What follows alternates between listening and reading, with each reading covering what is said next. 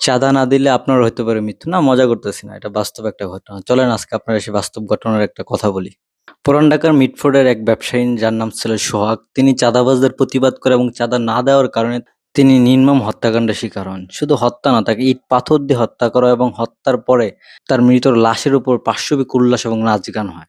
যে জুলাই আমরা আন্দোলন সংগ্রাম করে হাজারো শহীদদের বিনিময়ে আমরা ৫ই আগস্ট গণঅভ্যুত্থানের মাধ্যমে নতুন এক বাংলাদেশ গড়ার স্বপ্ন দেখছি। সেই জুলাই, ঠিক সেই জুলাই আমরা আরেকটি নির্মম হত্যাকাণ্ডের প্রতিচ্ছবি দেখতে পাচ্ছি আরেকটি দলের উপরে।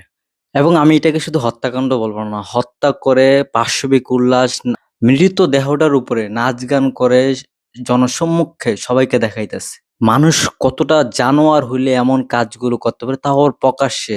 আমি ২ টা ভিডিওই দেখছি যে কিভাবে তাকে ১ম এ ইট পাথর দিয়ে ভাই হত্যা করলো, যে একটা জলজ্যন্ত মানুষে জনসম্মুখের সামনে ৪-৫ জন মিলে একজন পাথর দিয়ে, একজন ইট দিয়ে কিভাবে যে ভাই মারলো, এটা আসলে দেখার মতো ছিল না। তারপর আবার কি সেই মৃত লাশটাকে নিয়ে আরেক জায়গায় নিয়ে সেই জায়গায় লাশের উপরে হইচই করে নাচতেছে এবং সবাইকে ডাকতেছে দেখ। এবং এই চিত্র, এই নাচের উৎসবের কাছে সত্যি বলতে আইএমের জাহিলিয়াতের যুগকেও হার মানাবে। আমরা তো বইয়ে পড়ছি, কিন্তু সেটা বাস্তবে আমাদের দেশে এখন দেখতে পারতেছি।